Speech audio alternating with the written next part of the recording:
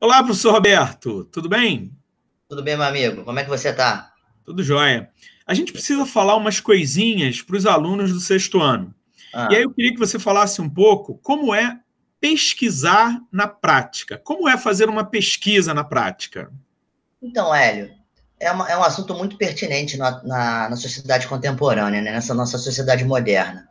A gente, para pesquisar, a gente tem que procurar fontes confiáveis. Tem que ter muito cuidado em separar o que é informação do que é desinformação. E essa informação, para o ser humano atual, ela pode configurar-se em uma vantagem.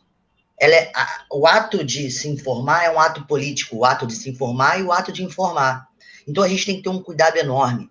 Eu falo com os alunos em sala de aula o seguinte, eu dei alguns exemplos com eles, por exemplo, eu estava trabalhando o conceito de população e cidades no sétimo ano, tá? Só um exemplo rápido. Então, assim, o dia que a gente busca informação confiável nesse tema população e urbanização. Gente, a gente tem o IBGE, né? Por exemplo, para a ciência, você deve ter um site específico que é muito confiável dentro desse tema, certo, Hélio? Então a gente tem que ter um cuidado, a gente tem que valorizar a informação hoje.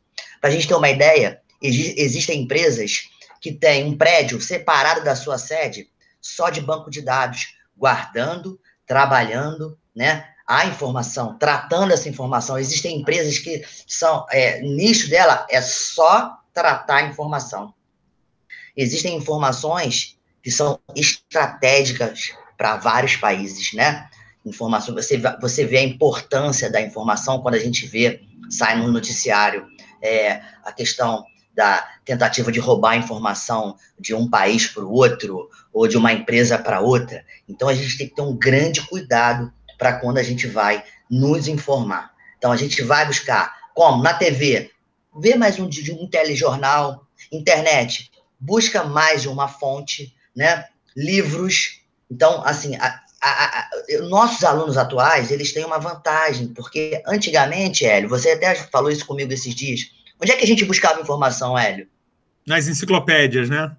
Era mais difícil. A gente tinha que pegar um ônibus, ou ia andar quilômetros, ou era numa biblioteca, marcar horário, pedir um livro. Hoje, tá na internet, tá no Google. Mas existe uma faca de dois gumes aí.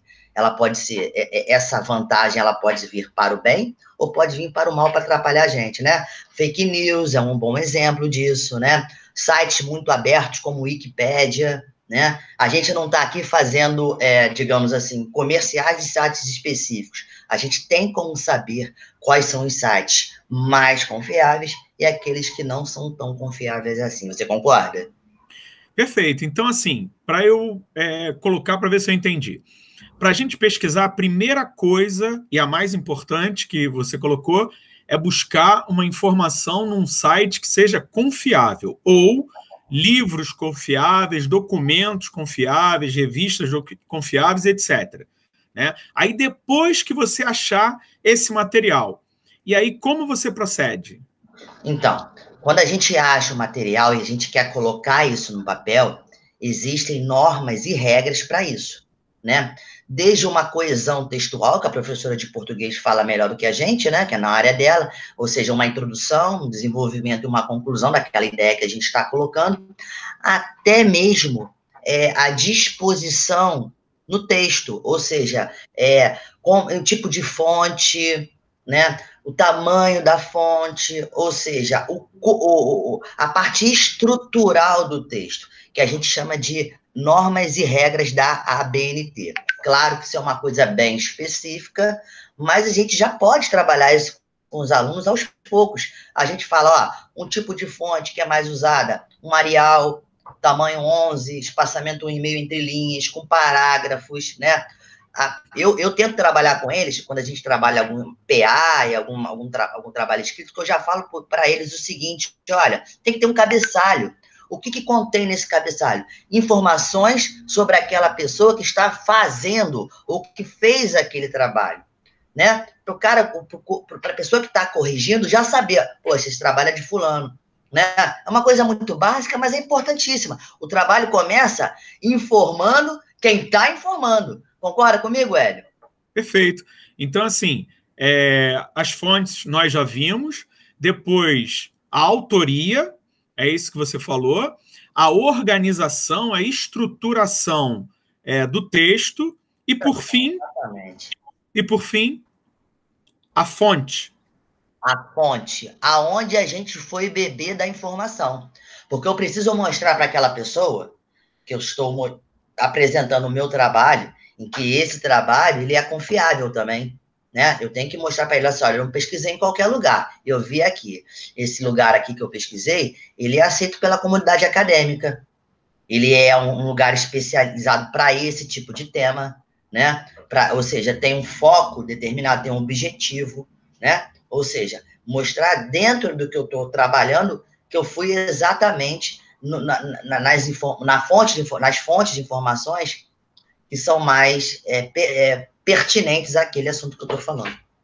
Beleza. Então, para finalizar, você falou da estrutura, de como pesquisar, das fontes, e o mais importante é evitar sites ou revistas ou livros que não sejam confiáveis, né? Exatamente. E sempre que fizer, você colocar fonte para não caracterizar o roubo de ideias, né? Que isso também é algo...